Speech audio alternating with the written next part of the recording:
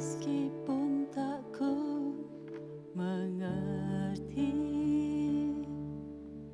apa yang ku alami, namun ku yakin Tuhan punya rancangan terbaik.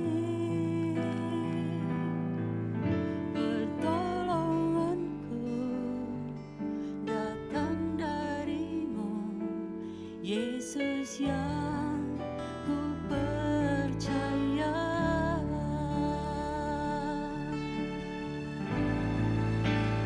yang tak mungkin bagiku, semua mungkin bagimu.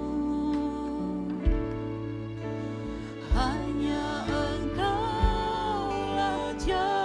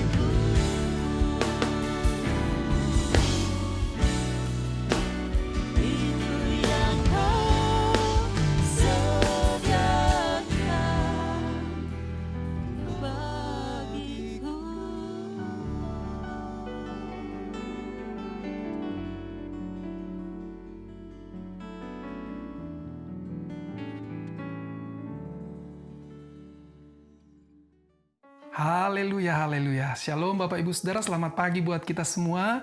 Kembali kita dipertemukan dalam acara Morning Worship pagi hari ini. Dan saat ini kita akan belajar kebenaran firman Tuhan. Pagi ini terambil di dalam kitab 1 Raja-Raja pasal yang pertama. Saya akan bacakan ayat 30. Namun saya rindu Bapak Ibu Saudara juga membaca secara keseluruhan 1 Raja-Raja pasal 1 ini. Saya akan bacakan ayat 30 demikian. Pada hari ini, aku akan melaksanakan apa yang kujanjikan kepadamu demi Tuhan Allah Israel dengan sumpah ini. Anakmu Salomo akan menjadi raja sesudah aku dan dialah yang akan duduk di atas tahtaku menggantikan aku. Puji nama Tuhan. Bapak Ibu Saudara yang dikasih oleh Tuhan, seberapa lama kita menjadi orang percaya kepada Tuhan, kita pasti sudah banyak mendengar dan membaca firman Tuhan tentang janji-janji Allah bagi kita. Dan saat ini mungkin ada banyak persoalan yang datang dalam hidup kita, ada banyak pergumulan-pergumulan yang datang di dalam kehidupan kita, dan kita mungkin bertanya-tanya, di mana janji Tuhan itu? Di mana pertolongan Tuhan itu? Kenapa saya belum mendapatkan itu? Kenapa doa saya belum dijawab? Kenapa Tuhan tidak bekerja dalam segala pergumulan saya? Nah, pada saat pagi hari ini kita akan belajar dari cerita ini, bagaimana Salomo diurapi menjadi raja, yang didahului dengan pemberontakan Adonia yang mengangkat dirinya sendiri menjadi raja atas Israel. Bapak Ibu Saudara, meskipun tidak dicatat dalam Alkitab, Daud pernah bersumpah bahwa Salomo lah yang akan menggantikan dia sebagai raja atas Israel. Bahkan, kalau kita membaca dalam kitab 1 Tawarik pasal 28 ayat 6 hingga ayat yang ke-7, dikatakan di sana bahwa Tuhan sendirilah yang memilih Salomo untuk menjadi raja atas Israel. Tetapi apa yang terjadi saat ini, Bapak Ibu Saudara, kalau kita baca cerita ini, kenyataan yang terjadi saat itu adalah Adonia telah mengangkat dirinya sendiri untuk menjadi raja menggantikan Daud ayahnya. Dan dia sudah menghasut beberapa petinggi-petinggi di Israel untuk mendukungnya. Dan saat itu pula Adonia sementara berpesta merayakannya. Semua anak-anak raja diundangnya, kecuali Salomo tidak diundang. Nah saudara, ini merupakan ancaman besar bagi Salomo, bahkan bagi Daud sendiri. Jangankan menjadi raja, saat itu nyawa Salomo terancam untuk dibunuh. Sehingga kalau kita membaca cerita ini, Batsheba ibu Salomo langsung bertindak. Dia menghadap Raja Daud yang saat itu telah tua, telah rentah, dan tidak berdaya. Dan Daud di ayat yang ke-30, dia bersumpah dia akan menepati janjinya ya untuk mengangkat Salomo menjadi raja atas Israel. Dia akan memberikan tahtanya kepada anaknya Salomo ini. Saudara, lalu Daud memanggil petinggi-petinggi Israel yang tidak mendukung Adonia, yaitu Imam Sadok, Nabi Nathan, dan Benaya. Daud memerintahkan kepada mereka untuk segera mengurapi Salomo sebagai raja atas Israel. Singkat cerita, mereka langsung melakukan apa yang diperintahkan oleh Raja Daud. Dan Salomo diurapi menjadi raja. Maka saat itu ditiuplah sangkakala dan seluruh rakyat bersorak, seluruh rakyat bersuka cita dan terjadilah keramaian di kota. Dan keramaian itu terdengar sampai kepada pestanya Adonia. Nah ketika tahu apa yang terjadi, saat itu Adonia dan seluruh pengikutnya yang sementara berpesta itu begitu mereka terkejut. Mereka menjadi takut dan segera membubarkan diri. Saudara, kita perhatikan kehadiran Nabi Nathan merupakan peneguhan dan penegasan bahwa Salomo lah yang dipilih Tuhan untuk menjadi raja. Berbeda dengan Adonia, tidak ada nabi yang hadir untuk mengurapinya. Saudara, kalau kita perhatikan dalam kitab 1 Raja-Raja pasal 1 ini, sepertinya tidak ada campur tangan Allah di dalamnya ya. Padahal saat itu adalah saat-saat darurat yang butuh pertolongan Tuhan dengan segera. Nyawa Salomo, bahkan Raja Daud sendiri terancam. Dan pasti janji-janji Tuhan untuk Salomo menjadi raja itu akan batal tergenapi. Saudara yang dikasihi oleh Tuhan, Tuhan tidak menghukum Adonia dengan penyakit dadakan sehingga dia sakit atau dia mati. Atau Tuhan melakukan hal-hal spektakuler untuk mengacaukan rencana dan membubarkan pesta Adonia saat itu. Sepertinya Tuhan tidak bekerja, Bapak Ibu Saudara. Pengangkatan Salomo menjadi raja seakan-akan hanyalah usaha dari beberapa tangan manusia yang biasa, yang rapuh. Saudara, tapi kita tidak tahu. Inilah cara Tuhan bekerja.